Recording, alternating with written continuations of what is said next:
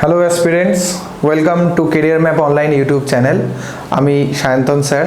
আমি আজকের তোমাদের যে তোমরা জানো সবাই নিশ্চয়ই যে সিজিএল টায়ার 1 2023 কিন্তু অলরেডি শুরু হয়ে গেছে।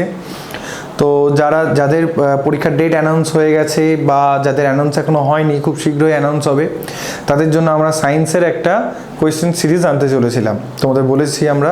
এবং সেখানে আমরা কিছু গুরুত্বপূর্ণ টপিক, যে টপিকগুলো থেকে কিন্তু বিগত 4-5 বছরে ম্যাক্সিমাম কোয়েশ্চেন এসছে, সেই টপিকগুলো থেকে বাছাই করা কিছু কোয়েশ্চেন নিয়ে কিছু টেস্ট সিরিজ নিয়ে এসেছিলাম।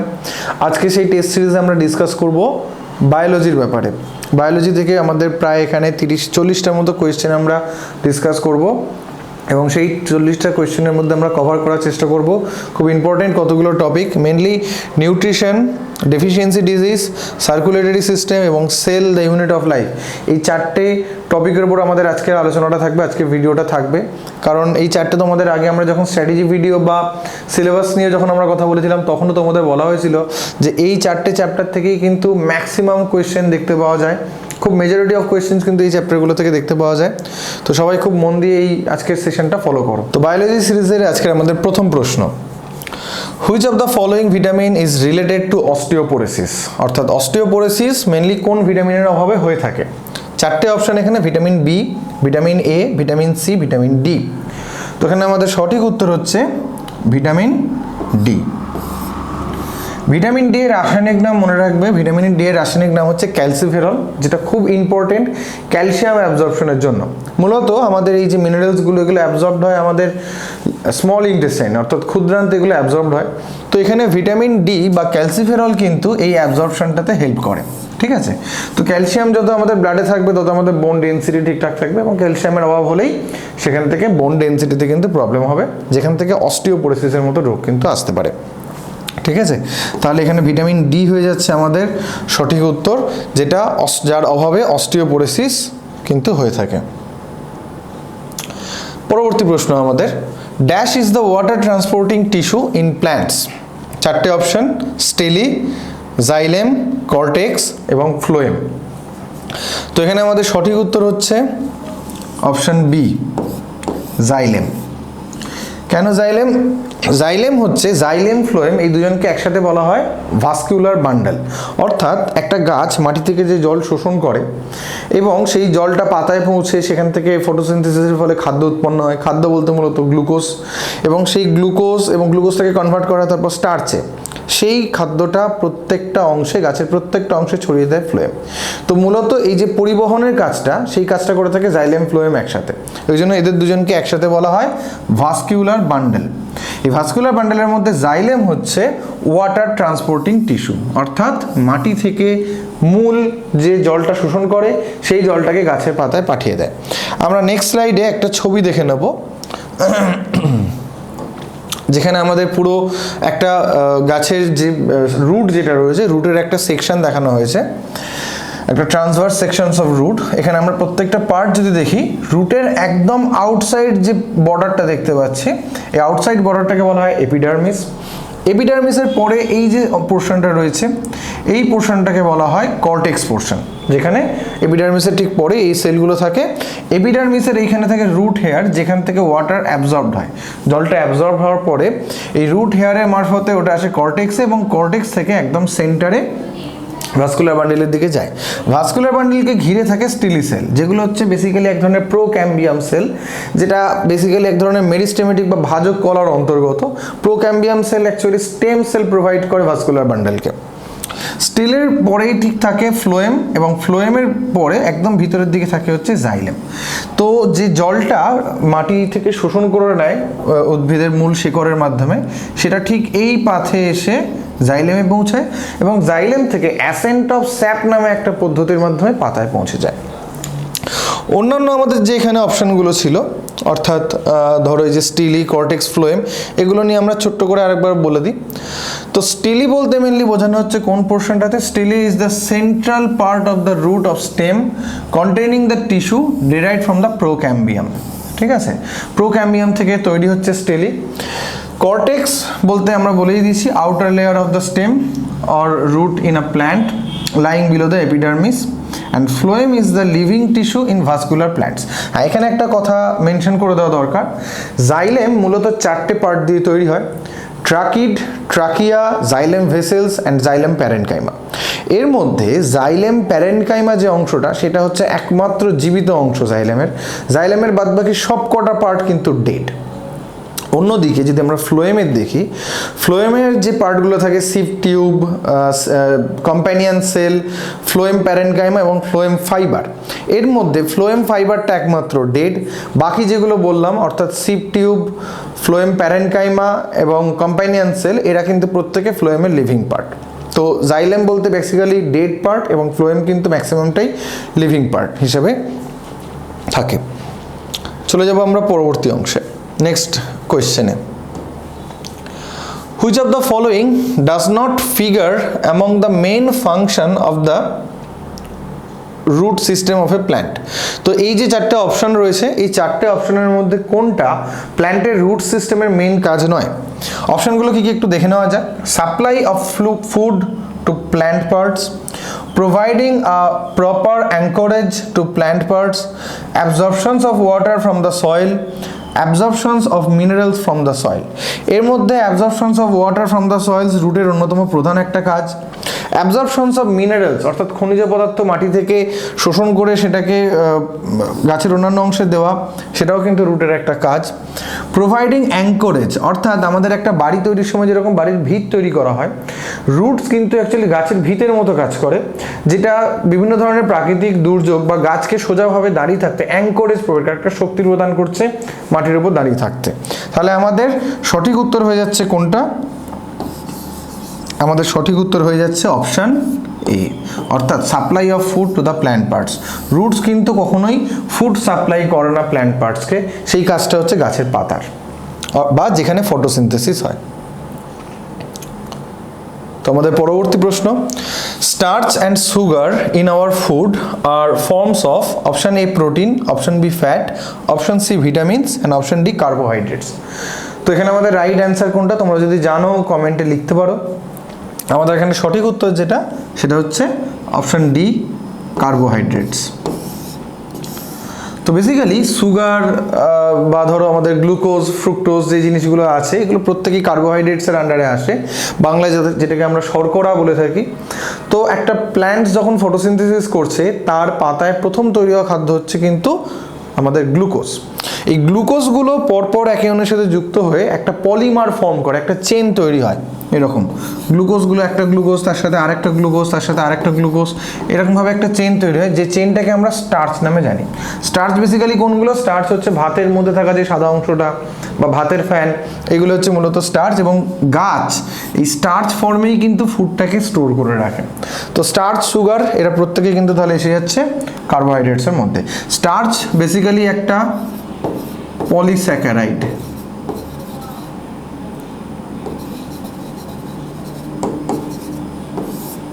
স্টার্চ কিন্তু এক ধরনের পলিস্যাকারাইড।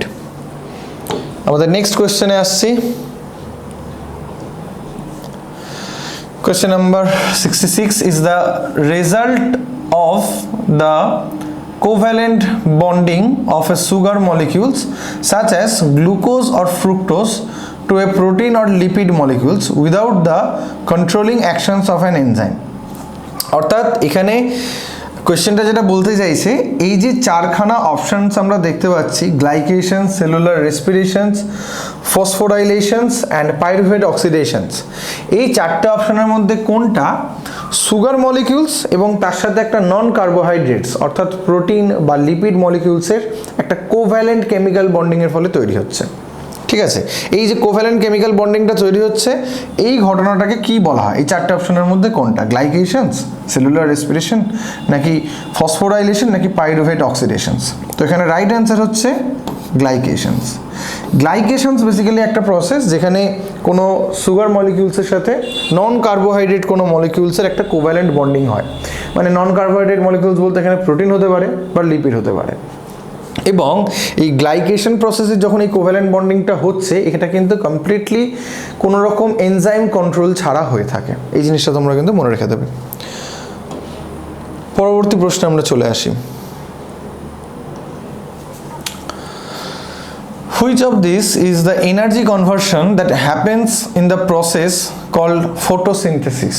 চারটে অপশনস রয়েছে, এর মধ্যে কোনটা এনার্জি কনভার্সনস যেটা হয়ে থাকে ফটোসিনথেসিসে? ফটোসিনথেসিসে কোন ধরনের এনার্জি কনভার্সন হয়ে থাকে? আমরা জানি শক্তিকে সাধারণত ধ্বংস বা সৃষ্টি করা যায় না, বরং একটা শক্তি থেকে আরেকটা শক্তিতে রূপান্তর করা যায়। তো ফটোসিনথেসিস কিন্তু সেই ধরনেরই একটা এনার্জি কনভার্সনস। এর মধ্যে কোনটা হবে? অপশনসগুলো দেখে নেওয়া যাক। Potential energy to chemical energy, light energy to chemical energy, heat energy to chemical energy, heat energy to light energy. তো এক্ষেত্রে আমাদের সঠিক উত্তর যেটা হবে সেটা হচ্ছে option B, light energy to chemical energy. অর্থাৎ সূর্য থেকে যে আলোটা আসছে, যার মাধ্যমে যে ফোটন পার্টিকেলসগুলো আসছে, সেই ফোটন পার্টিকেলসগুলোর উপস্থিতিতেই কিন্তু ফটোসিনথেসিস হচ্ছে, ওখান থেকে লাইট এনার্জিটা আসছে, লাইট এনার্জিটাকে কনভার্ট করা হচ্ছে কেমিক্যাল এনার্জিতে, ঠিক আছে, ফটোসিনথেসিস প্রসেসের মাধ্যমে। চলে যাব আমরা আমাদের পরবর্তী প্রশ্নে। Which of the following nutrients stores maximum energy per gram? অর্থাৎ যে নিউট্রিয়েন্টসগুলো আমরা নিই, প্রোটিন, কার্বোহাইড্রেট, লিপিড, এদের মধ্যে কোনটা থেকে সবথেকে বেশি পরিমাণে শক্তি পাওয়া যায়? খুবই কমন একটা প্রশ্ন, যারা উত্তরটা জানো তারা কমেন্টে লিখো। তো এখানে আমাদের সঠিক উত্তর হচ্ছে অপশন সি, ফ্যাট। অন্যান্য অপশনসগুলো কী কী ছিল? Vitamin, protein, fat and রাফেজ। Vitamins কিন্তু আমরা জানি, প্রোটিনও আমরা জানি। রাফেজ বলতে মূলত বলা হয় যে ফাইবার টাইপের খাবার যেগুলো আমরা খাই, যেগুলো আমাদের ডাইজেস্ট হয় না, বাট আমাদের যে এলিমেন্টারি ক্যানালকে ক্লিন রাখতে হেল্প করে। আর অপশন সি ছিল ফ্যাট। তো এটাই হয়ে যাচ্ছে আমাদের উত্তর, option C, fat. Fat, protein এবং কার্বোহাইড্রেটের থেকে কতটা এনার্জি আমরা পাই সেটা আমরা নেক্সট এই টেবিলটাতে দেখতে পাচ্ছি। এখানে প্রত্যেকটা নিউট্রিয়েন্টস দেওয়া রয়েছে, কার্বোহাইড্রেট, প্রোটিন এবং ফ্যাট, এবং তাদের ক্যালোরিফিক ভ্যালু বলতে প্রতি গ্রাম ওই পদার্থটার যে রেসপিরেশন হয় বা অক্সিডেশন হচ্ছে তার থেকে কতটা এনার্জি পাওয়া যায়। তো কার্বোহাইড্রেটের ভ্যালুটা হচ্ছে 4.1, প্রোটিনে হচ্ছে 4.1, যেখানে ফ্যাটে এটা এসে যাচ্ছে 9.2। অর্থাৎ ফ্যাট কিন্তু আমাদের সবথেকে বেশি শক্তি আমরা পেয়ে থাকি ফ্যাটের অক্সিডেশন হলে। চলে আসছে আমাদের next কোয়েশ্চেনে। Which of the following is a fat soluble vitamin that plays a role in blood clotting, bone metabolisms and regulating blood calcium level? তো এখানে আমাদের খুবই কমন প্রশ্ন এটা, যে কোনটা ফ্যাট সলিউবল ভিটামিন এবং যেটা হেল্প করছে কিসে? ব্লাড ক্লটিংয়ে, বোন মেটাবলিজমে এবং রেগুলেটিং ব্লাড ক্যালসিয়াম লেভেল, ব্লাডে ক্যালসিয়াম লেভেলটাকে মেনটেন করছে। তো এখানে আমাদের সঠিক উত্তর অপশনগুলো আছে vitamin C, vitamin B, vitamin K এবং ভিটামিন এ। রাইট অ্যান্সারটি হচ্ছে ভিটামিন কে। তো ভিটামিন কে মনে রাখবে, এটা ফ্যাট সলিউবল ভিটামিনস বলেই দেওয়া হচ্ছে এখানে। ভিটামিন কে ছাড়া আরও যে সকল ফ্যাট সলিউবল ভিটামিনসগুলো আছে সেগুলো একটু আমরা দেখে নেব। ভিটামিন কে ছাড়া আর যে ফ্যাট সলিউবল ভিটামিনস রয়েছে সেটা হচ্ছে ভিটামিন এ, ডি, ই, এরা তিনজনেই, এবং এর সাথে ভিটামিন কে অবশ্যই, এরা চারজন হচ্ছে ফ্যাট সলিউবল ভিটামিন। এবং ভিটামিন বি কমপ্লেক্স এবং ভিটামিন সি এরা হচ্ছে ওয়াটার সলিউবল, এরা জলে দ্রবীভূত হতে পারে। আর ভিটামিন এ, ডি, ই, কে এরা ফ্যাটে বা তেল জাতীয় পদার্থের মধ্যে দ্রবীভূত হতে পারে। এখান থেকে একটা প্রশ্ন আরেকটি আসে যে হিউম্যান ইউরিনে কোন ভিটামিন পাওয়া যায়? মনে রাখতে হবে হিউম্যান ইউরিনের মেন যে সলভেন্ট সেটা কিন্তু ওয়াটার, এবং ওয়াটার মানে তাতে ওয়াটার সলিউবল ভিটামিনসগুলোই থাকবে। তো তোমরা তখন অপশানে খুঁজে নেবে ভিটামিন বি বা সি এর মধ্যে কোনটা আছে, সেটাই কিন্তু তোমরা সঠিক উত্তর হিসেবে ওখানে অপশানে ক্লিক করে আসবে। চলে আসি আমরা পরবর্তী প্রশ্ন। Question number 70, deficiency of which of the following nutrients is the most common cause of goitres? গয়টারের মূলত কোন নিউট্রিয়েন্টসের ডেফিসিয়েন্সির জন্য হয়ে থাকে? চারটে অপশনস আমাদের আছে, iron, vitamin C, calcium and iodine. এর মধ্যে সঠিক উত্তর আমাদের হবে অপশন ডি, আয়োডিন। কেন আয়োডিন? কারণ আয়োডিন হচ্ছে আমাদের এই যে গয়টার যেটা হয়, এটা মূলত আমাদের থাইরয়েড গ্ল্যান্ডসের প্রবলেমের জন্য হয়ে থাকে। থাইরয়েড গ্ল্যান্ডসটা এনলার্জড হয়ে যায়, আমরা নেক্সট স্লাইডেই দেখবো ছবিটা একটু। তো আমাদের গলার কাছে যেখানে এরকম থাইরয়েড গ্ল্যান্ড থাকে, যেখান থেকে মূলত থাইরক্সিন হরমোন রিলিজ করে, এই থাইরয়েড গ্ল্যান্ডটা যখন একটু ফুলে যায় তখন এই গয়টার ডিজিজটা আসে। তো বেসিক্যালি এই এনলার্জড থাইরয়েড গ্ল্যান্ড কেন হয়? এটা হয় আয়োডিনের অভাবে। তার কারণ থাইরয়েড গ্ল্যান্ড থেকে আমাদের যে থাইরক্সিন হরমোন রিলিজড হয়, থাইরক্সিন হরমোনের মেজর কম্পোনেন্টস বলা যেতে পারে আয়োডিনকে। দুরকম হরমোন মিশিয়ে থাইরক্সিন হরমোন তৈরি হয়, একটা হচ্ছে T3 আর একটা হচ্ছে T4।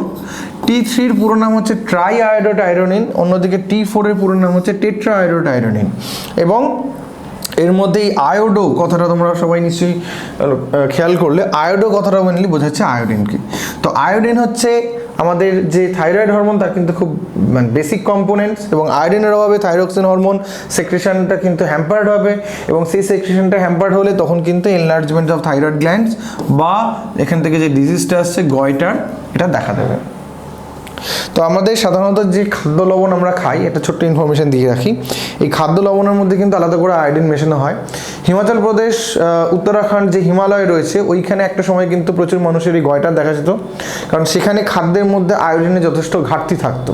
তো সেই কারণে তখন ওই লবণের মাধ্যমে ওখানে আয়োডিন প্রোভাইড করা হয় এবং তারপর গয়টার থেকে ওখানকার মানুষকে মুক্তি দেওয়া হয়।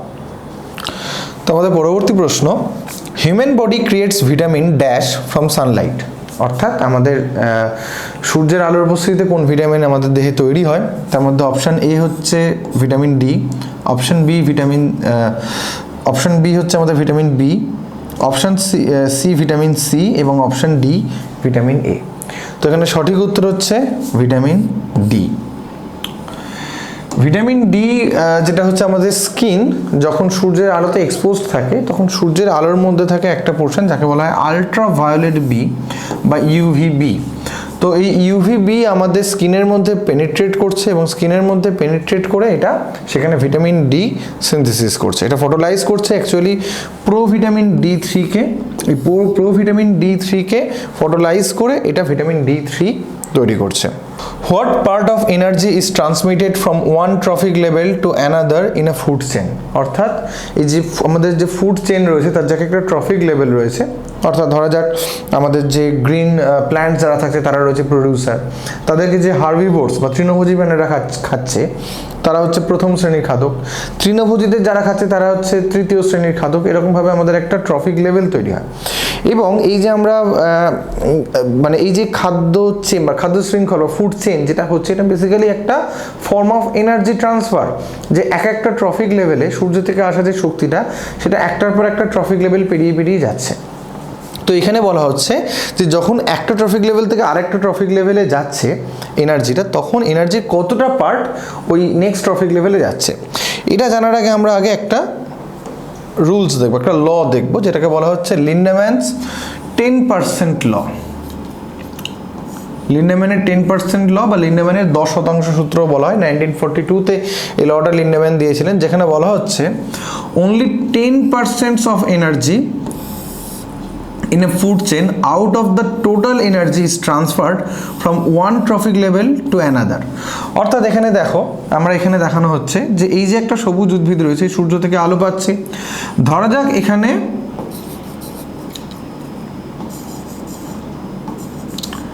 20,000 কিলোজুল এনার্জি এর ভিতরে স্টোরড আছে। তাহলে বলা হচ্ছে একে যখন এই হরিণটা খাবে তো এর মধ্যে 20,000-এর কেবলমাত্র 10% যাবে, অর্থাৎ 2,000 কিলোজুল শক্তি এর মধ্যে যাবে। তাহলে বাকি যে 90% এনার্জি সেটা কোথায় গেল? সেই এনার্জিটা বলা হয় যে সেটা এই প্ল্যান্টসটা তার নিজের কাজে লাগায়, নিজের মেটাবলিজম, নিজের যে শারীরবৃত্তির প্রক্রিয়া সেই কাজে লাগায়, এবং কিছুটা হিট এনার্জি রূপে বেরিয়ে যায়। একই জিনিস ঘটবে যখন এই হরিণটাকে ধরা যাক একটা অন্য কোনো একটা জীব খেলে, এখানে একটা শিয়াল দেখানো যাচ্ছে, শিয়াল যদি এই হরিণটাকে খায় তো সেক্ষেত্রে তার দেহে যাবে এই 2,000-এর 10%, অর্থাৎ 200 কিলোজুল শক্তি যাবে। অর্থাৎ বাকিটা হরিণটার নিজের মেটাবলিজম, নিজের ফিজিওলজিক্যাল প্রসেসের জন্য কাজে লেগে গেছে এবং হিট এনার্জি হিসেবে কিছুটা নষ্ট হয়েছে। এবং একে যখন একটা বাঘ খাবে, বাঘের দেহে যাবে মাত্র 20 কিলোজুল। তাহলে তোমরা দেখতে পাচ্ছ এখানে 20,000 কিলোজুল যেখানে একটা গাছ নিয়েছিল সেটা ক্রমশ ট্রফিক লেভেল পেরিয়ে যখন একদম ফাইনাল ট্রফিক লেভেলে যাচ্ছে, সর্বোচ্চ খাদকদের মধ্যে যখন যাচ্ছে, অ্যাপেক্স প্রিডেটরদের কাছে যখন যাচ্ছে, সেখানে কতটা কমে যাচ্ছে? মাত্র 20 কিলোজুল কিন্তু এনার্জি সেখানে পৌঁছচ্ছে। তো তাহলে আমরা যেটা দেখতে পাচ্ছি এটা হচ্ছে 10% ল, অর্থাৎ আগেরটাতে যদি 100 থাকে পরেরটাতে কতটা যাচ্ছে? তার মধ্যে 10 ভাগ যাচ্ছে, অর্থাৎ 10/100 সমান 0.1। তাহলে আমরা আবার চলে যাই আমাদের প্রশ্নে। তাহলে এখানে আমাদের অপশনগুলো ছিল 0.2, 0.1, 0.15 অ্যান্ড 0.05। সঠিক উত্তর 0.1। 0.1 পার্ট এনার্জি ট্রান্সফার হচ্ছে একটা ট্রফিক লেভেল থেকে আরেকটা ট্রফিক লেভেলে। চলে আসছি next কোয়েশ্চেনে। The term used for the reaction of photosynthesis that use the energy stored by the light dependent reaction to form glucose and other carbohydrate molecules. তো glucose বা অন্যান্য কার্বোহাইড্রেট মলিকিউলসের ফটোসিনথেসিসের যে পার্টটাতে glucose বা অন্যান্য কার্বোহাইড্রেট মলিকিউলসগুলো তৈরি হচ্ছে এবং যেটা অবশ্যই একটা লাইট ইন্ডিপেন্ডেন্ট এবং লাইট ডিপেন্ডেন্ট রিয়াকশান থেকে এনার্জি নিয়ে এখানে এই গ্লুকোজ বা অন্যান্য কার্বোহাইড্রেট মলিকিউলসগুলো তৈরি হচ্ছে, সেই রিয়াকশানটার জন্য কোন টার্মটা ইউজ করা হয়?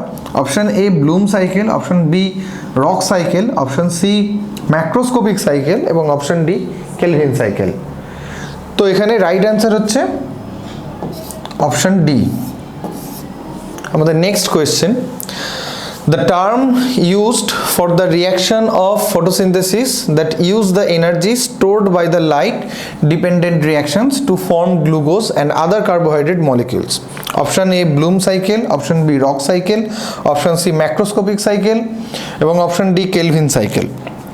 তো বেসিক্যালি কোয়েশ্চেনটা কি বলতে চাওয়া হচ্ছে যেটা যে ফটোসিনথেসিসের লাইট ডিপেন্ডেন্ট ফেজ, ফটোসিনথেসিসের বেসিক্যালি দুটো পার্ট থাকে, একটা লাইট ডিপেন্ডেন্ট যেখানে সূর্যের আলো থেকে যে শক্তিটা আসে সেই শক্তিটাকে এটিপি এনএডিপিএইচে কনভার্ট করা হয়, যেটা হয়ে থাকে ক্লোরোপ্লাস্টের গ্রানার অঞ্চলে, এবং তারপর আসছে সেটা হচ্ছে লাইট ইন্ডিপেন্ডেন্ট ফেজ, যেখানে ওই জমিয়ে রাখা শক্তিটাকে কাজে লাগিয়ে কার্বন এবং গ্লুকোজ অর্থাৎ কার্বন ঘটিত যে যৌগগুলো গ্লুকোজ বা অন্যান্য কার্বোহাইড্রেট সেগুলো তৈরি করা হয়।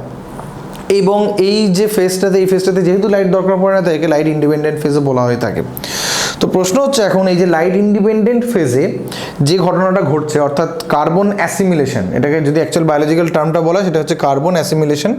তো লাইট ডিপেন্ডেন্ট ফেজের এনার্জিটাকে কাজে লাগিয়ে যে কার্বন অ্যাসিমিলেশনটা হচ্ছে, এই প্রসেসটাকে কি নাম দেওয়া হয়েছে? Option A bloom cycle, option B rock cycle, option C macroscopic cycle, option D kelvin cycle. তো এখানে আমাদের সঠিক উত্তর হচ্ছে option D kelvin cycle. Kelvin সাইকেলেই মূলত এই জিনিসটা হয়ে থাকে। আমরা নেক্সট স্লাইডে একটু কেলভিন সাইকেলের বিষয়টা দেখে নেব। কেলভিন সাইকেলে যেটা হচ্ছে, কেলভিন সাইকেলে মূলত এটা হয়ে থাকে ক্লোরোপ্লাস্টের স্ট্রোমা অঞ্চলে, যেখানে আরইউবিপি নামে একটা সাবস্টেন্স, রাইবিউলোজ বিস ফসফেট নাম পুরো,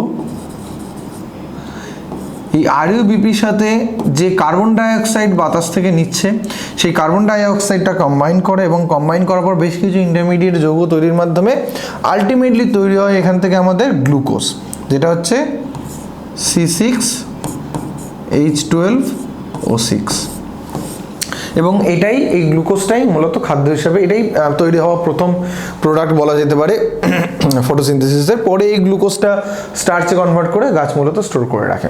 তো এই যে প্রসেসে আরইউবিপির সাথে কার্বন ডাইঅক্সাইড যুক্ত হয়ে গ্লুকোজ ফর্ম করছে এবং সেখান থেকে আবার আরইউবিপি তৈরি হচ্ছে এবং এটা একটা সাইকেল প্রসেসে চলতেই থাকে, ঠিক আছে। এবং এই যে পুরো ঘটনাটা ঘটে, এই পুরো ঘটনাটা এনার্জি প্রোভাইড করে হচ্ছে লাইট ইন্ডিপেন্ডেন্ট ফেজের থেকে আসা এনএডিপিএইচ এবং এটিপি। তো এইখানেই এই গ্লুকোজটা তৈরি হয় এবং এই প্রসেসটার নাম হচ্ছে কেলভিন সাইকেল। পরবর্তী প্রশ্নে আমরা চলে যাব। Which of the following is a communicable disease? চারটে অপশনস রয়েছে, এর মধ্যে কোনটা communicable disease? Option A measles, option B scurvy, option C asthma, option D diabetes. Measles আমরা জানি সবাই, বাংলায় যেটাকে হাম বলা হয়, এটাই মূলত একটা কমিউনিকেবল ডিজিজ যেটা সংক্রামিত হয় একজন থেকে আরেকজনের মধ্যে, অর্থাৎ ছোঁয়াচে রোগ। বাকি যেগুলো রয়েছে স্কারভি, অ্যাস্থমা, ডায়াবেটিস, এগুলো কিন্তু কোনোটাই ছোঁয়াচে নয়। স্কারভি মূলত হয়ে থাকে যেটা lack of vitamin C, vitamin C এর অভাবে স্কারভি হয়ে থাকে, যেখানে মাড়ি স্পঞ্জি হয়ে যায়, আমাদের গাম যেটা স্পঞ্জি হয়ে যায়, ক্রমশ রক্ত বেরোতে থাকে। অ্যাস্থমা একটা ব্রিদিং প্রবলেম, যেখানে একটা tightness of chest pain, breathing problems ইত্যাদি আসে, এটা একটা ক্রনিক ডিজিজ একরকম বলা যায় অ্যাস্থমাকে। ডায়াবেটিস এটাও আমাদের কমিউনিকেবল ডিজিজ নয়, এটা আমাদের বডিতে গ্লুকোজের যে লেভেলটা সেটা যখন ইরেগুলার হয়ে যায় তখন সেটাকে বলা হয় ডায়াবেটিস, যেখানে ইনসুলিন হরমোনের কারণে মানে ডেফিসিয়েন্সির কারণে মূলত ডায়াবেটিসটা হয়ে থাকে, ব্লাড সুগার লেভেল বেড়ে যায়। কিন্তু মিজেলস কিন্তু একটা কমিউনিকেবল ডিজিজ, ঠিক আছে। এবং এই ডিজিজটাতে যেটা হয় সাধারণত র্যাশেস বা অনেক সময় আমাদের হেডেক, ইনফ্ল্যামেশনস অফ ব্রেন ইত্যাদি জিনিস হয়ে থাকে এটা।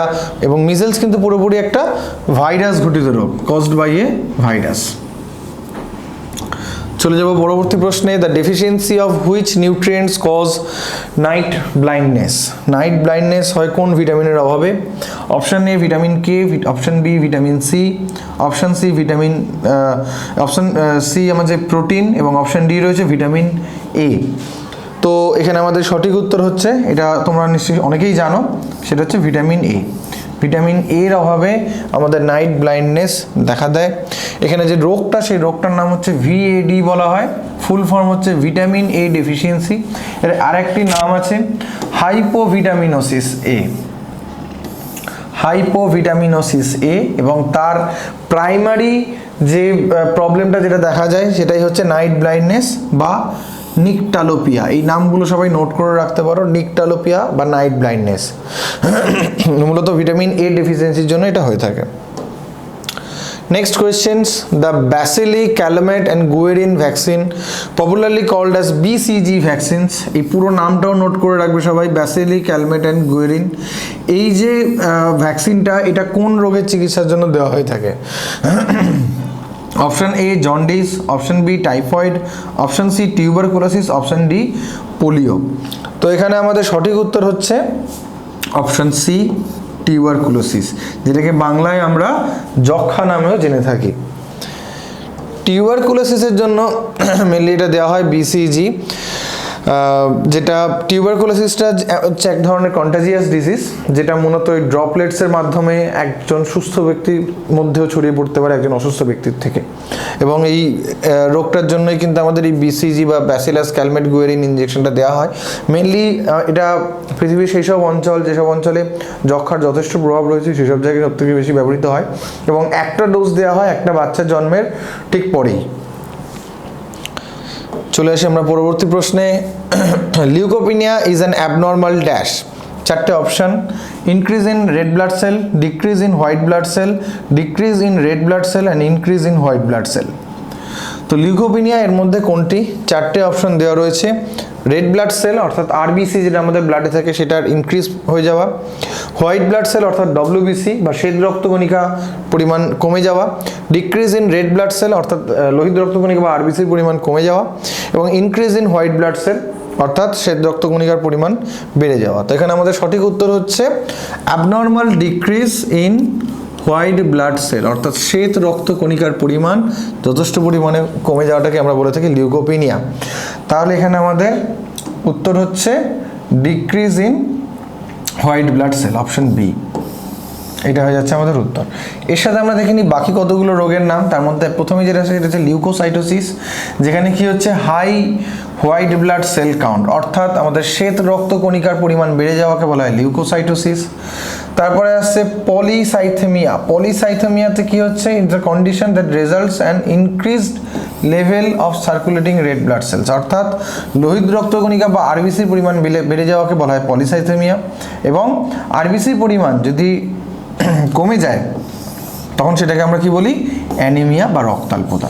এখান থেকে মনে রাখবে যেটা, যে আমাদের আরবিসির কিন্তু আরও একটা নাম আছে যেটা হচ্ছে এরিথ্রোসাইট, ডব্লিউবিসির আরেকটা নাম আছে যেটাকে বলা হয় লিউকোসাইট, এবং তার সাথে আমাদের থার্ড ব্লাড কর্পাসেল যেটা অর্থাৎ প্লেটলেটস, এবং প্লেটলেটসের আরেকটা নাম আছে থ্রম্বোসাইটস। আমাদের কিন্তু কোয়েশ্চেন এই তিনটে নাম দিয়েও আসতে পারে, তো সেখানে কনফিউজ হওয়ার কোনো কারণ নেই।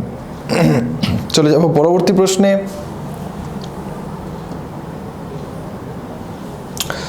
Which of the following disease is caused by a virus. এর মধ্যে কোন রোগটা ভাইরাসের কারণে হয়? Option A ringworm, option B cholera, option C measles, option D typhoid. তো এর মধ্যে সঠিক উত্তর তোমরা জানলে কমেন্টে লিখতে পারো। সঠিক উত্তরটা হচ্ছে option C measles. Measles basically এটা এক ধরনের রুবেলা ভাইরাস থেকে আসে, ঠিক আছে, যেখানে আমাদের নাকের মধ্যে বা আমাদের গলার মধ্যে মিজেলসের ভাইরাস থাকে এবং সেখান থেকে এরা ইনফেক্ট করতে পারে। জেনারেলি মিজেলস বা হাম এর সিমটমস হিসেবে যেটা দেখা যায় যে অ্যাপিয়ারেন্স অফ রেড র্যাশেস, সারা গায়ে লাল লাল দাগ এসে যায় এবং তার প্রায় 4 দিন আগে এবং র্যাশেস দেখা দেওয়ার 4 থেকে 5 দিন পরে পর্যন্তও কিন্তু এরা কন্টাজিয়াস থাকে, এরা ছড়িয়ে পড়তে পারে, ঠিক আছে। তো তাহলে মিজেলস হচ্ছে এদের এই যে 4টে আমাদের যে অপশন ছিল, এই 4টি অপশনের মধ্যে মিজেলস হচ্ছে একটি ভাইরাস ঘটিত রোগ। বাকি যারা রয়েছে তাদের মধ্যে টাইফয়েড এবং কলেরা এরা হচ্ছে দুটো ব্যাকটেরিয়া ঘটিত রোগ। টাইফয়েডের যে ব্যাকটেরিয়া তার নাম মনে রাখবে সালমোনেল্লা টাইফি, কলেরার যে ব্যাকটেরিয়া তার নাম হচ্ছে ভিব্রিও কলেরি। এই ভিব্রিও কথাটা বলা হয় এই কারণে, কারণ এদের আকৃতিটা হয় কমার মতো, কমা আকৃতির যে ব্যাকটেরিয়া তাদেরকে বলা হয় ভিব্রিও কলেরি, ভিব্রিও। এছাড়া রিংওয়ার্ম যদি দেখে থাকি, রিংওয়ার্ম কিন্তু এক ধরনের ফাঙ্গাস ঘটিত রোগ। এখানে ট্রাইকোফাইটন, মাইকোস্পোরাম ইত্যাদি ফাঙ্গাসের জন্য কিন্তু রিংওয়ার্ম হয়ে থাকে। তো চলে যাব আমরা পরবর্তী প্রশ্নে। পরবর্তী প্রশ্ন যেটি জানতে চাইছে, dash is a commonly used medicine that can help treat pain and reduce high body temperature. অর্থাৎ এই যে 4টি মেডিসিন নিচে বলা হয়েছে এর মধ্যে কোনটা আমাদের পেন রিডিউস করতে এবং জ্বর কমাতে, বডি টেম্পারেচার কমাতে ব্যবহার করা হয়? 4টে অপশন কি কি? Dextromethorphan, option B bismuth, option C paracetamol এবং অপশন ডি গুয়াইফেনেসিন।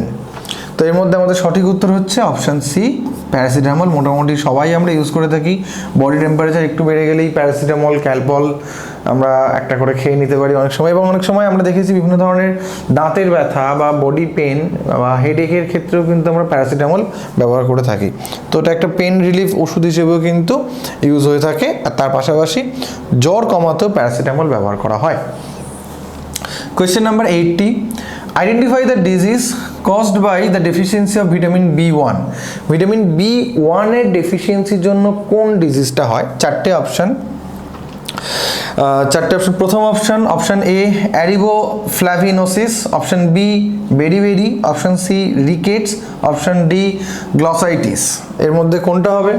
এর মধ্যে আমাদের সঠিক উত্তর হচ্ছে অপশন বি বেরিবেরি।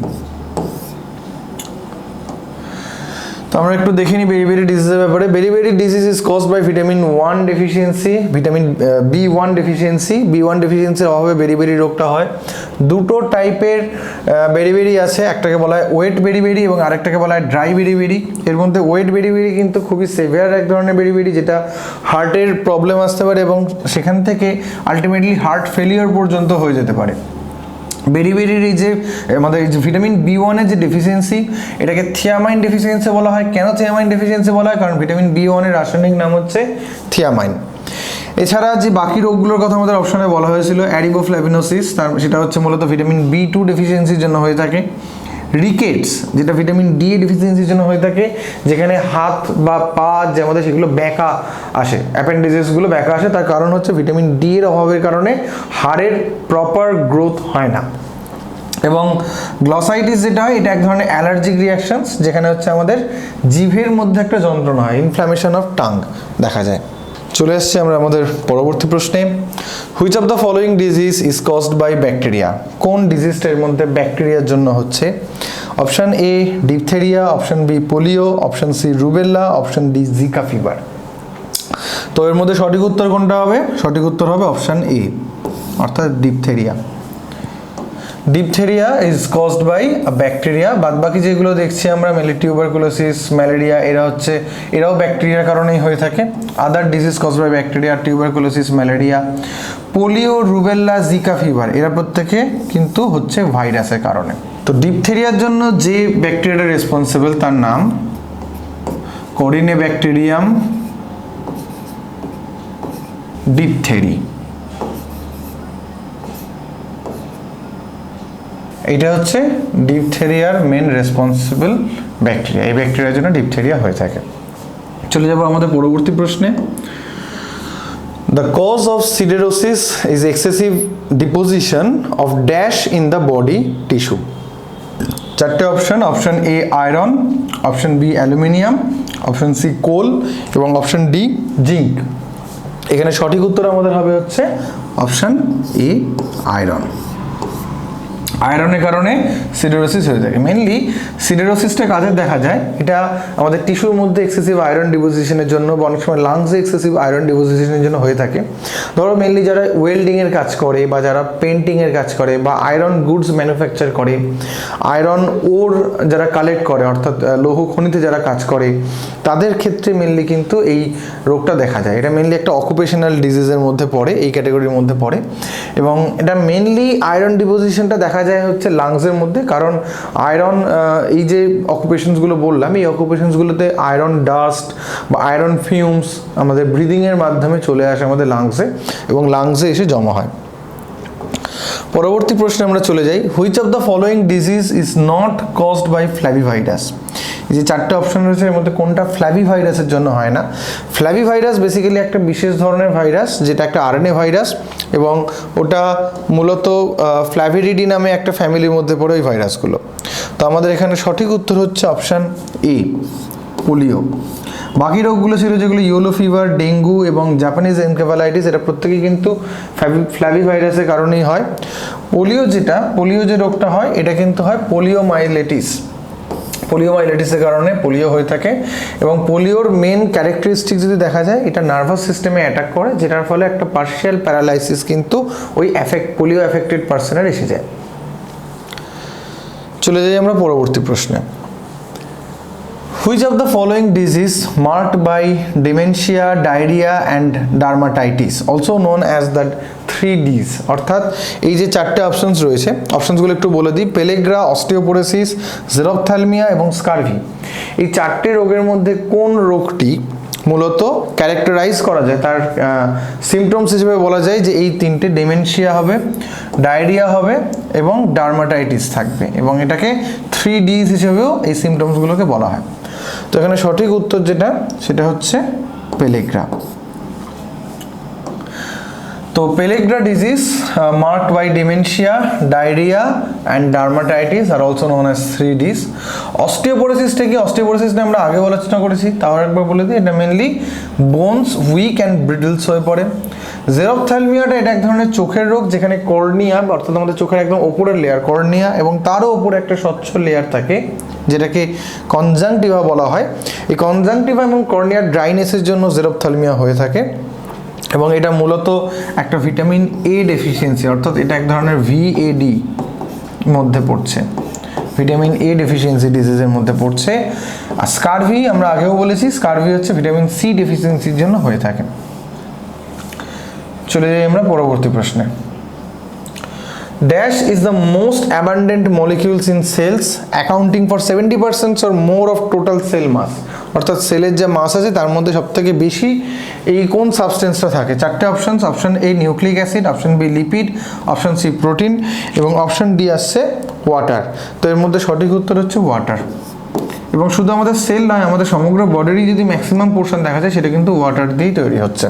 ঠিক আছে, so water is most abundant molecules in a cell and that accounting for 70% or more of total cell mass. তো আমাদের পরবর্তী প্রশ্ন, the entire content of a living cell is known as which includes the cytoplasms and the nucleus. অর্থাৎ আমাদের সেলের যে entire living content, একটা living সেলের যে এন্টায়ার কন্টেন্ট থাকে, যার মধ্যে সাইটোপ্লাজম, নিউক্লিয়াস বা অন্যান্য সেল অর্গানেলস ইনক্লুড করছে, তাকে কি বলা হয়? চারটে অপশনস, মাইটোকন্ড্রিয়া, লাইসোজোম, প্রোটোপ্লাজম এবং সেল মেমব্রেন। তো সঠিক উত্তরটা তোমরা চাইলে কমেন্টে লিখতে পারো। তো সঠিক উত্তর হচ্ছে এখানে protoplasm, option C protoplasm. Protoplasm basically কাকে বলা হচ্ছে? প্রোটোপ্লাজমস হচ্ছে আমাদের কোষ, যদি দেখা যায় কোষের মধ্যে যে লিভিং পার্ট যেটা থাকছে, সেই লিভিং পার্টের মেনলি দুটো পার্ট থাকে, একটা হচ্ছে সাইটোপ্লাজম আর একটা হচ্ছে নিউক্লিয়াস। নিউক্লিয়াস যেটা হচ্ছে কোষের সমস্ত সেলুলার যে অ্যাক্টিভিটিসগুলো আছে, যে সমস্ত কার্যাবলী বা একটা কোষের গঠন থেকে শুরু করে সব কিছু নিয়ন্ত্রণ করে নিউক্লিয়াস। সাইটোপ্লাজম হচ্ছে নিউক্লিয়াস ছাড়া অন্যান্য যে অংশটা থাকে, অর্থাৎ কোষের জলীয় অংশ এবং অন্যান্য কোষাঙ্গাণুকে নিয়ে তৈরি হয় সাইটোপ্লাজম। সাইটোপ্লাজম আর নিউক্লিয়াসকে একসাথে বলা হয় প্রোটোপ্লাজম। ঠিক আছে, তো চলে যাই আমরা পরবর্তী প্রশ্নে। পরবর্তী প্রশ্ন, dash are called the power house of cell. কোষের শক্তিঘর, খুবই কমন একটা প্রশ্ন। চারটে option, option A lungs, option B mitochondria, option C pituitary glands এবং অপশন ডি আর্টারিস। তো এখানে কোষের পাওয়ার হাউস বলা হয় কাকে? কোষের পাওয়ার হাউস বলা হয় মাইটোকন্ড্রিয়াকে, অপশন বি মাইটোকন্ড্রিয়া। তো মাইটোকন্ড্রিয়াকে বলা হয় আমাদের পাওয়ার হাউস অফ সেল। তার কারণটা হচ্ছে মাইটোকন্ড্রিয়ার মধ্যে মূলত যে আমাদের রেসপিরেশন, আমাদের যে সেলুলার রেসপিরেশন, এরোবিক রেসপিরেশনের দুটো মেন পার্টস। আমাদের পুরো সেলুলার রেসপিরেশনকে যদি আমরা দেখি, তিনটে পার্টে হয়। প্রথম part glycolysis, second part Krebs cycles এবং third part electron transport chain. এর মধ্যে গ্লাইকোলাইসিস পার্টটা হয়ে থাকে সাইটোপ্লাজমের মধ্যে, বাকি যে দুটো পার্ট ক্রেবস সাইকেল এবং ইলেকট্রন ট্রান্সপোর্ট চেইন সেটা কিন্তু হয়ে থাকে মাইটোকন্ড্রিয়ার মধ্যে। এবং এই দুটো অংশ থেকে কিন্তু ম্যাক্সিমাম নাম্বার অফ এটিপি আমরা পেয়ে থাকি। তো সেই জন্য ওই যে এটিপি ফরমেশনস বা এই যে দুটো পার্ট মাইটোকন্ড্রিয়ার মধ্যে হয় বলে মাইটোকন্ড্রিয়াকে পাওয়ার হাউস অফ সেল বলে। এটিপির পুরো নাম তোমরা মনে রাখবে, যারা জানো না বলে দিই তাদের জন্য। এটিপি মানে হচ্ছে অ্যাডিনোসিন ট্রাইফসফেট। এই অ্যাডিনোসিন ট্রাইফসফেট মানে এখানে 3টে ফসফেট মলিকিউলস থাকে। এর সাথে আরেকটির কথাও বলে রাখা দরকার, এডিপি বা অ্যাডিনোসিন ডাইফসফেট।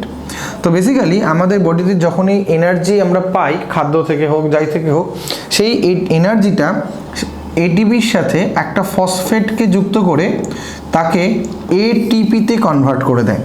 এডিপির সাথে এনার্জি এসে তাকে এটিপিতে কনভার্ট করে দেয়। সেই এনার্জিটা এটিপির ভিতরে স্টোর থাকে। যখন এই এনার্জিটা আবার দরকার লাগে তখন এটিপিটা ভেঙে গিয়ে ফসফেটটা আলাদা হয়ে যায় এবং এনার্জিটা রিলিজড হয়ে যায় ও আবার পরিণত হয়ে যায় এটিপিতে। এই সাইকেলটা ক্রমাগত চলতে থাকে, এই প্রসেসটা। তো যে কারণে কতটা পরিমাণে এটিপি তৈরি হচ্ছে, কোনো একটা আমাদের যে মেটাবলিজমগুলো হয় তার মধ্যে কোনোটাতে কতটা পরিমাণ এটিপি তৈরি হচ্ছে বা কতটা এটিপি ব্রেকডাউন হয়ে এডিপি ফর্ম করছে, এটা থেকে আমরা বুঝতে পারি মোটামুটি যে কোনো মেটাবলিজমে কতটা পরিমাণে এনার্জি তৈরি হচ্ছে। তো এই মাইটোকন্ড্রিয়ার যে মেটাবলিজমগুলো বললাম, ক্রেবস সাইকেল এবং ইলেকট্রন ট্রান্সপোর্ট চেইন, সেখানে কিন্তু ম্যাক্সিমাম পরিমাণের এটিপি তৈরি হয়ে থাকে। তো সেই জন্য মাইটোকন্ড্রিয়াকেই বলা হচ্ছে পাওয়ার হাউস অফ সেল বা কোষের শক্তিঘর। এর সাথে আরও কয়েকটা ইনফরমেশন একটু বলে দেওয়া দরকার। লাইসোজোমকে বলা হয় সুইসাইডাল ব্যাগ। তার কারণ হচ্ছে লাইসোজোমের মধ্যে বিভিন্ন লাইটিক এনজাইম থাকে যারা কোষের বিভিন্ন অংশকে নষ্ট করে দেয় এবং অতিরিক্ত ক্ষরণে একটা কোষের সম্পূর্ণ মৃত্যু হতে পারে। সেই জন্য লাইসোজোমকে সুইসাইডাল ব্যাগ বলা হয়। নিউক্লিয়াসকে বলা হয় ব্রেন অফ সেল, কারণ নিউক্লিয়াস ব্রেনের সমস্ত সেলের সমস্ত কাজকর্ম কন্ট্রোল করে, সেই জন্য ওকে ব্রেন অফ সেল বলা হয়। রাইবোজোমকে বলা হয় প্রোটিন ফ্যাক্টরি অফ সেলস, কারণ প্রোটিন ফর্মেশনের যে স্টেপটা রয়েছে যেটাকে আমরা ট্রান্সলেশন বলে থাকি, সেই ট্রান্সলেশন প্রসেসটা কিন্তু হয় রাইবোজোমের মধ্যে। আমরা পরবর্তী প্রশ্নের দিকে এগোই। The scientific study of a cell is called option A cytology, option B histology, option C physiology, option D taxonomy.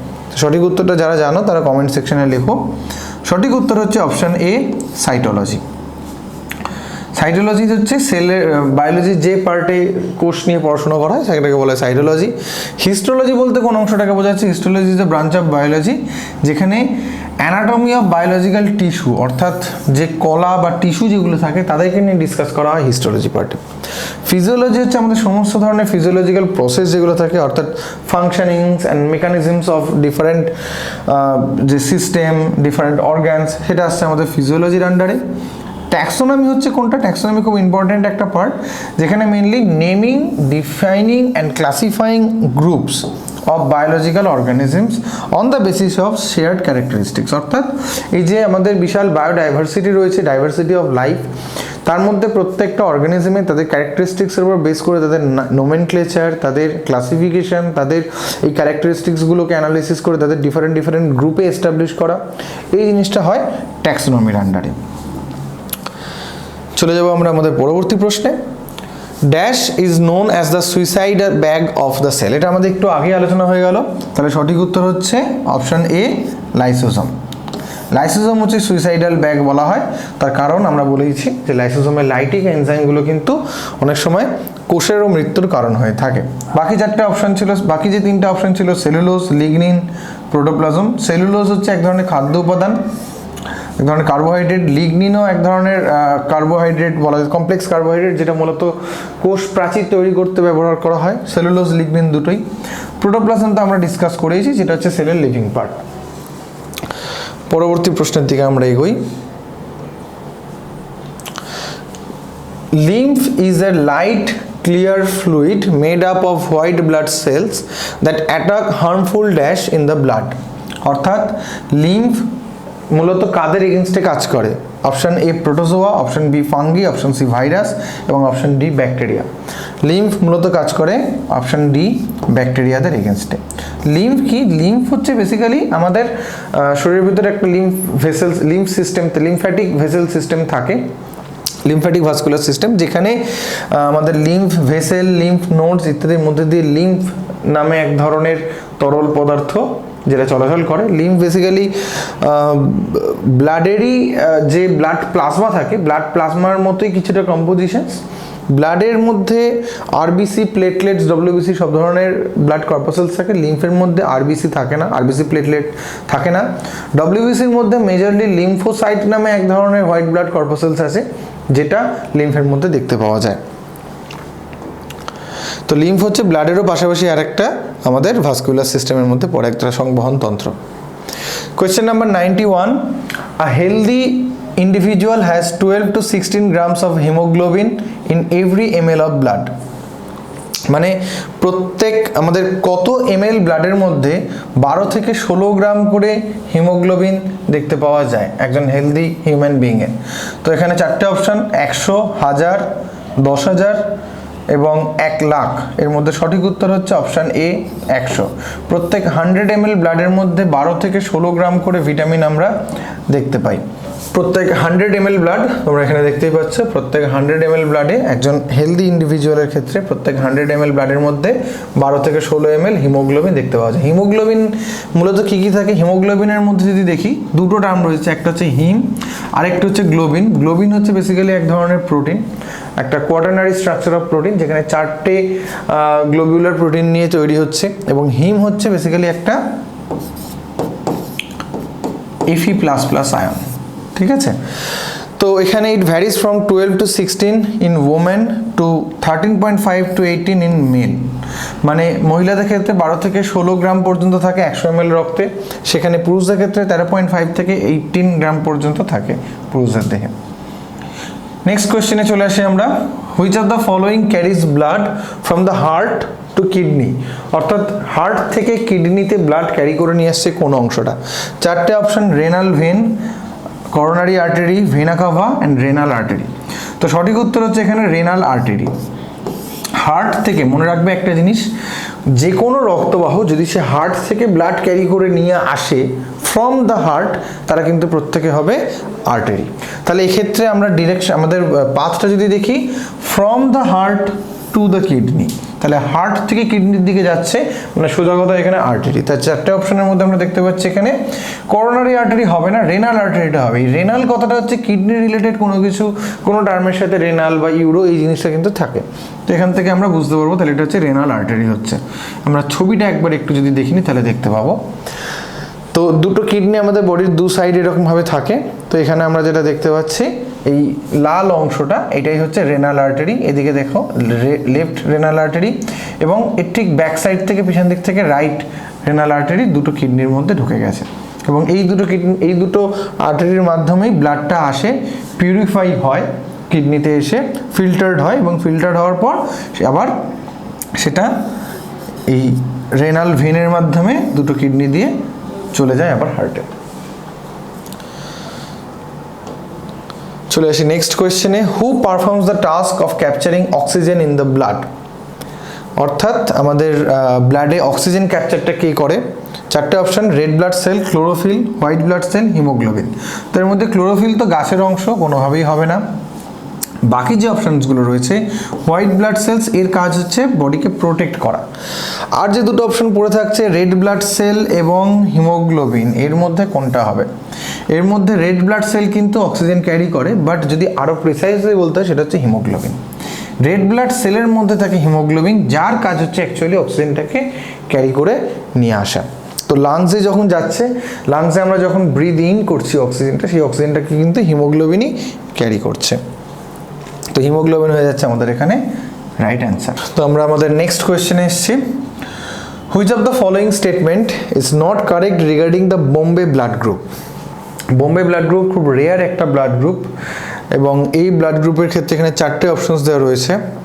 Option A, a person with this blood group may receive blood only from a person with O blood group. Option B, it was first discovered in 1952 by Dr. Y.M. Vende. Option C, it is deficiency in expressing H antigen. It has neither A nor B antigen. তো এর মধ্যে option ডিটা যদি আমরা দেখি, option ডিটা কিন্তু Bombay blood গ্রুপের একটা characteristics, যে এর মধ্যে এ বা বি অ্যান্টিজেন কোনোটাই থাকে না। প্রসঙ্গত বলে রাখা দরকার, আমাদের ও ব্লাড গ্রুপেও কিন্তু এ বি কোনো অ্যান্টিজেন থাকে না। Option C, it is a deficiency in expressing H antigen, এটাও কিন্তু ঠিক হবে। কেন? কারণ বোম্বে ব্লাড গ্রুপ যাদের থাকে, বোম্বে ব্লাড গ্রুপে কিন্তু কোনো রকম এইচ অ্যান্টিজেন দেখতে পাওয়া যায় না, এবং এটাই এদের স্পেশালিটি, যে বোম্বে ব্লাড গ্রুপ হচ্ছে বাকিদের থেকে আলাদা এই জায়গাটাতেই, যে বোম্বে ব্লাড গ্রুপে কিন্তু এইচ অ্যান্টিজেন এক্সপ্রেসড হয় না। It was first discovered in 1952 by Y M. Bhende. এটা একদম ঠিক, প্রথম ডিসকভার্ড হয়েছিল মুম্বাইতে, এবং সেই জন্য এটাকে বোম্বে ব্লাড গ্রুপ বলা হয় বাই ডক্টর ওয়াই.এম. ভেন্ডে। তো তাহলে বাকি থাকলো কোনটা? অপশান এ, এটাই হয়ে যাচ্ছে আমাদের actual answer. Person with this blood group may receive blood only from a person with O blood group. আমাদের কোয়েশ্চেনটা কি বলেছিল? ইজ নট কারেক্ট, অর্থাৎ কোনটা সঠিক নয়। বি, সি, ডি তিনটেই কিন্তু বোম্বে ব্লাড গ্রুপের সাথে যায়, তিনটেই সঠিক, কিন্তু কোয়েশ্চেন এই অপশান এ কিন্তু বোম্বে ব্লাড গ্রুপের সাথে যায় না। কেন? কারণ বোম্বে ব্লাড গ্রুপ যাদের আছে তাদের ব্লাড গ্রুপের সাথে অনেক সময় ও ব্লাড গ্রুপের একটা সিমিলারিটি পাওয়া যায়। বলা হয় যেটা যে ও ব্লাড গ্রুপ এবং বোম্বে ব্লাড গ্রুপকে, মানে বোম্বে ব্লাড গ্রুপ ও ব্লাড গ্রুপকে মিমিক করে, অর্থাৎ একই রকম লাগে, কিন্তু এই এইচ অ্যান্টিজেনের ডেফিসিয়েন্সি জায়গাটাতে এসে আলাদা হয়ে যায়। সেই কারণে বোম্বে ব্লাড গ্রুপ যাদের আছে তারা কিন্তু ও ব্লাড গ্রুপের থেকেও রক্ত নিতে পারে না। তো তাহলে অপশান এইটা হয়ে যাচ্ছে আমাদের এখানে নট কারেক্ট, অর্থাৎ আমাদের এই প্রশ্নের কারেক্ট অপশান যেটা। তোমাদের পরবর্তী প্রশ্ন, which reptiles has a 4 chambered heart? চারটে option, tortoise, king cobra, chameleon and crocodile. অর্থাৎ রেপটাইলসদের মেনলি তিনটে চেম্বার থাকে হার্টে, দুটো অ্যাট্রিয়াম এবং একটি ভেন্ট্রিকলস, কিন্তু একটি রয়েছে, রেপটাইলস রয়েছে যার চারটে চেম্বার দেখতে পাওয়া যায়, সেটা হচ্ছে অপশন ডি, ক্রোকোডাইল। কুমিরের চারটে চেম্বার কিন্তু দেখতে পাওয়া যায় হার্টে। কুমির ছাড়া আর কোন কোন প্রাণীর চারটে চেম্বার দেখতে পাওয়া যায় তোমরা কমেন্ট সেকশনে কিন্তু কমেন্ট করে জানাতে পারো। চলে আসবো আমরা আমাদের পরবর্তী প্রশ্নে, which of the following is not a valve of the heart? যে চারটে অপশানস রয়েছে এর মধ্যে কোনটা হার্টের কোনো ভালভের ক্যাটাগরিতে পড়ে না? Option A mitral, option B aortic, option C tricuspid এবং অপশান ডি সেপ্টাম। এর মধ্যে সঠিক উত্তর হচ্ছে অপশান ডি, সেপ্টাম। সেপ্টাম বলতে বেসিক্যালি বোঝানো এক ধরনের পর্দা, মূলত হার্টের যে চেম্বারগুলো তাদের মধ্যেখানে যে পার্টিশনটা থাকে সেটাকেও সেপ্টাম বলা হয়। আমাদের নাকের মধ্যে যে দুটো ন্যাজাল পাথ রয়েছে তাদের মধ্যখানে যে পাথ সেটাকেও কিন্তু ন্যাজাল সেপ্টাম বলা হয়ে থাকে। তাহলে সেপ্টাম কিন্তু আমাদের কোনো রকম ভালভ নয়। ভালভ কি? ভালভ হচ্ছে এমন একটা গেটওয়ে, এক ধরনের ওপেনিং যেটা হার্টের মধ্যে থাকে, যেটা কেবলমাত্র একদিকে রক্তের সঞ্চালনটাকে চালনা করে। অর্থাৎ ভালভের মধ্যে দিয়ে যখন ব্লাড একটা দিক থেকে আরেকটা দিকে চলে যাচ্ছে একটা ভালভের থ্রুতে, কখনো কিন্তু ওটা ব্যাকে আসতে পারে না, উল্টো দিকে আসতে পারে না। তো মিট্রাল, অ্যাওরটিক, ট্রাইকাসপিড এই তিনটেই কিন্তু ভালভের ক্যাটাগরিতে পড়ছে, সেপ্টাম ভালভের ক্যাটাগরিতে পড়ে না। আমরা একটু ছবিটা দেখে নিই হার্টের, যেখানে আমরা দেখতে পাবো কোনগুলো ভালভ। তো এর মধ্যে আমরা দেখতে পাচ্ছি এই যে জায়গাটা রয়েছে, এইখানটা থাকে আমাদের মেনলি মিট্রাল ভালভ হার্টের, এইখানটা থাকে বাইকাসপিড ভালভ, এবং অ্যাট্রিয়াম ভালভ থাকে, মূলত আর্টেরিয়াল ভালভ থাকে এই জায়গাটায়। তো যেসব জায়গা দিয়ে ব্লাড সার্কুলেট করছে, এখানে যেমন অ্যাট্রিয়াম থেকে ভেন্ট্রিকলসে আসছে একটা ভালভ থাকছে এই জায়গাটায়, রাইট অ্যাট্রিয়াম থেকে রাইট ভেন্ট্রিকলসে, লেফট অ্যাট্রিয়াম থেকে লেফট ভেন্ট্রিকলসে আসছে এই জায়গাটায় থাকছে ভালভ, যেটাকে বাইকাসপিড ভালভ বলা হয়। এটাকেই অ্যাকচুয়ালি মিট্রাল ভালভ বলা হয়। এইদিকে থাকে ট্রাইকাসপিড ভালভ, এবং এই ভালভের থেকে রক্ত এসে তারপরে যখন এটা আর্টেরিয়ালসের মধ্যে দিয়ে যাওয়ার চেষ্টা করছে, সেই জায়গাটাও কিছু ভালভ এইখানে ব্লাডের ফ্লোটাকে কন্ট্রোল করে। চলে যাব পরবর্তী প্রশ্নে, which of the following gases reduces the oxygen carrying capacity of the blood? চারটে অপশনস রয়েছে, nitric oxide, carbon dioxide, carbon monoxide, nitrous oxide. এর মধ্যে কোন গ্যাসটা ব্লাডের অক্সিজেন ক্যারিং ক্যাপাসিটিটাকে কমিয়ে দেয়? সঠিক উত্তর হচ্ছে, তোমরা যদি জানো কমেন্টে তোমরা লিখতে পারো, সঠিক উত্তর হচ্ছে অপশান সি, কার্বন মনোক্সাইড। তার কারণটা কি? তার কারণটা হচ্ছে বাকি যে গ্যাসগুলো রয়েছে এরা কিন্তু হিমোগ্লোবিনের সাথে কম্বাইন করে না, কিন্তু কার্বন মনোঅক্সাইড এই হিমোগ্লোবিনের সাথে কম্বাইন করে, এবং হিমোগ্লোবিনের সাথে কম্বাইন করার ফলে হিমোগ্লোবিনের কিন্তু অক্সিজেনের সাথে কম্বাইন করার ক্ষমতা কমে যায়। মূলত আগে যেটা হতো দেখা যেত যে ওই শীতকালের দিকে ঘরে বা বিশেষ করে ঘরের দরজা জানলা বন্ধ রেখে যদি আগে একটা হ্যারিকেন বা কিছু জ্বালিয়ে রাখা হতো, সেখান থেকে একটা ব্রিদিং প্রবলেম আসতো। সেই ব্রিদিং প্রবলেমটা, এবং ওই যে আমাদের অনেক সময় যেটা হয় যে ট্রাফিক জ্যামে বা এরকম আটকে থাকার ফলে মাথা ঝিমঝিম করে, গাগুলোয়, তার কারণটা কিন্তু এটাই। তার কারণটা হচ্ছে আমাদের ব্লাডের মধ্যে এক্সেসিভ লেভেলে কার্বন মনোঅক্সাইড মিশে থাকে।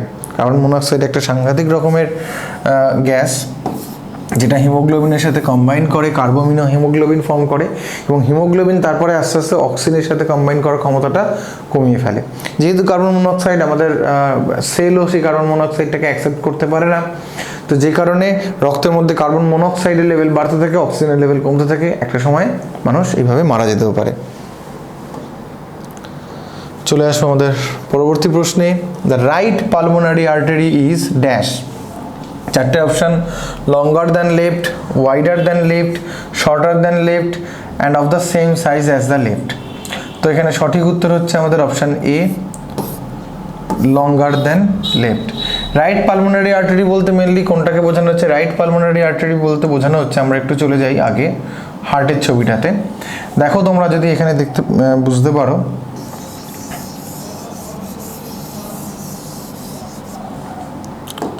লক্ষ্য করো সবাই একটু, রাইট পালমোনারি আর্টারি কোন অংশ? পালমোনারি আর্টারি হচ্ছে, আমরা জানি আমাদের হার্টের যে রাইট চেম্বারগুলো যে থাকে, রাইট অ্যাট্রিয়াম এবং রাইট ভেন্ট্রিকলস, এদের মধ্যে দিয়ে মূলত কার্বন ডাইঅক্সাইড রিচ ব্লাডটা যায়।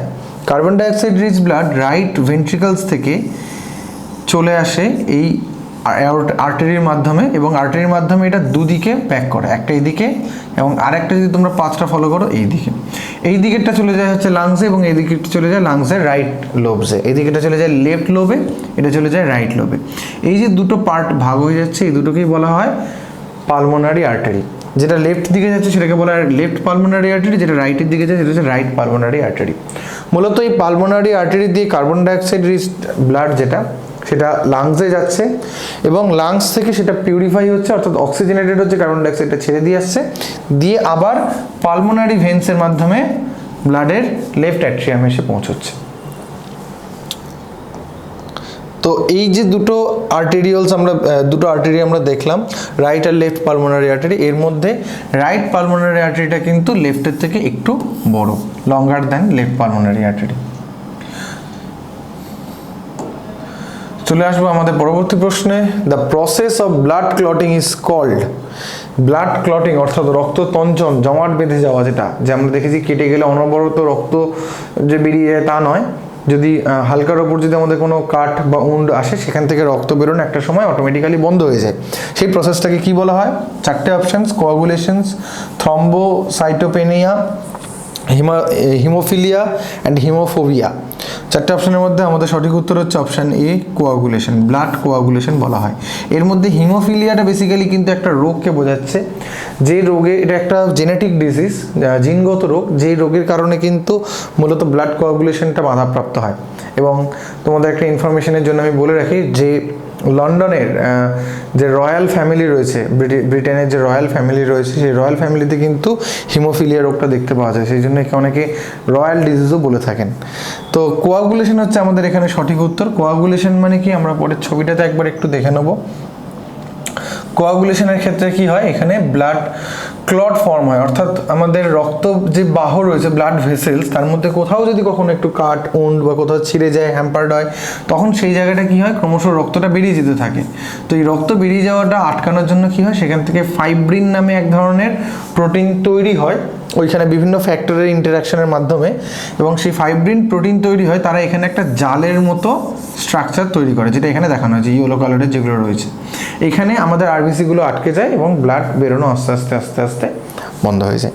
এই প্রসেসটাকে কি বলা হয়? এই প্রসেসটাকে বলা হয় ব্লাড কোয়াগুলেশন। চলে আসছে আমাদের ফাইনাল প্রশ্ন আজকে বায়োলজি সিরিজের, আমাদের শেষ প্রশ্ন, যেখানে বলা হচ্ছে which part of the body is responsible for the red blood cells. আমাদের বডির কোন পার্ট থেকে রেড ব্লাড সেল তৈরি হয়, আরবিসি তৈরি হয়? চারটে option: lungs, heart, brain, bone marrow. তো এটা আশা করি অনেকেই জানো। সঠিক উত্তর হচ্ছে আমাদের option D, bone marrow. Bone marrow থেকে মূলত আরবিসি তৈরি করা হয়। বোন ম্যারোর মধ্যে একদম বোন ম্যারো সেন্টার পোর্শনে যেটা থাকে সেটাকে বলা হয় red bone marrow. Bone marrow কোনটা? বোন ম্যারো বলতে বোঝানো হয়, ধরা যাক আজকে আমাদের হাড়ের মধ্যে যে হলো ক্যাভিটি থাকে, তার মধ্যে যে অস্থি মজ্জা থাকে সেটাকেই বলা হয় বোন ম্যারো। অস্থি মজ্জার একদম সেন্ট্রাল পার্টে থাকে হচ্ছে রেড বোন ম্যারো, যেখান থেকে মূলত এই আরবিসি তৈরি হচ্ছে। শুধু আরবিসি নয়, ডব্লিউবিসি, প্লেটলেটস, রক্তকণিকাগুলো প্রত্যেকেই কিন্তু বোন ম্যারো থেকে তৈরি হয়। তো যাদের থ্যালাসেমিয়া থাকে থ্যালাসেমিয়া হচ্ছে এমন এক ধরনের রোগ যেখানে যে রেড ব্লাড কর্পাসেলসগুলো ফল্টি রেড ব্লাড কর্পাসেলস তৈরি হয়, যাদের অক্সিজেন ধারণ ক্ষমতা, অক্সিজেন বহন ক্ষমতা যথেষ্ট কম হয়। এবং থ্যালাসেমিয়া আক্রান্ত রোগীরা তারা কিন্তু এক ধরনের অ্যাকিউট অ্যানিমিয়ায় ভুগতে থাকে। এবং থ্যালাসেমিয়া ট্রিটমেন্টের ক্ষেত্রে কিন্তু একটা তোমরা মনে রাখবে, বোন ম্যারো ট্রান্সপ্লান্টেশন নামে একটা ট্রিটমেন্ট রয়েছে, যেখানে এই বোন ম্যারোকে কমপ্লিটলি সুস্থ একজন মানুষের বা সুস্থ বোন ম্যারোর মাধ্যমে রিপ্লেস করা হয় এবং তার ফলে তাদের থ্যালাসেমিয়াকে সারানো যেতে পারে। তো এখানে আরেকটা ইনফরমেশন ছোট্ট দিয়ে রাখা দরকার, যে প্রোডাকশন যেটা হয় বোন ম্যারো, সেটা এরিথ্রোপোয়েটিন নামে একটি হরমোনের প্রেজেন্সে কিন্তু হয়ে থাকে, under the control of hormone erythropoietin বা ইপিও হরমোন। এটা একটা ইনফরমেশন তোমরা কিন্তু এখানে নোট করে রাখতে পারো। তো এই হয়ে গেল আমাদের বায়োলজি টেস্ট সিরিজের আজকের ডিসকাশনস আমাদের কমপ্লিট হলো। এছাড়া আমাদের অন্যান্য আরও টপিকের উপর বেশ কিছু টেস্ট সিরিজ আমরা ভবিষ্যতে আরও আনতে চলেছি। তো যারা আমাদের চ্যানেল ফলো করছো তারা অবশ্যই কিন্তু টেস্ট সিরিজগুলো ফলো করো, কারণ এগুলো পুরোপুরি most important questions of last few years, last 4-5 বছরের খুব ইম্পর্টেন্ট বেশ কিছুকে নিয়ে কিন্তু আমরা এই টেস্ট সিরিজগুলো বানিয়েছি। পরবর্তীকালে অন্যান্য টপিকের উপরও টেস্ট সিরিজ আসবে। যারা ফলো করছো না অবশ্যই বলবো তোমরাও সাবস্ক্রাইব করে রাখো আমাদের চ্যানেলকে, এবং যে বেল আইকন আছে সেটি বেল আইকনটি প্রেস করে দাও, যাতে আমাদের কোনো নতুন ভিডিও হলে তোমাদের কাছে নোটিফিকেশান চলে যায়। এবং প্রত্যেককে বলবো, যদি তোমাদের এই সিরিজ ভালো লেগে থাকে অবশ্যই কমেন্টে তোমাদের ফিডব্যাক জানাবে। এবং তোমরা যদি কোনো পার্টিকুলার টপিকের ওপর কিছু টেস্ট সিরিজ বা এরকম ডিসকাস করতে চাও, সেটাও কমেন্ট বক্সে কেউ জানাতে ভুলবে না। প্রত্যেকের বন্ধুদের সাথেও শেয়ার করবে পারলে আমাদের ভিডিওগুলো, যদি ভালো লেগে থাকে। এবং সিজিএল টায়ার 1 যাদের ডেট অ্যানাউন্স হয়ে গেছে তাদের জন্য অনেক অনেক শুভকামনা রইল। পরীক্ষা খুব ভালো হবে। Thank you.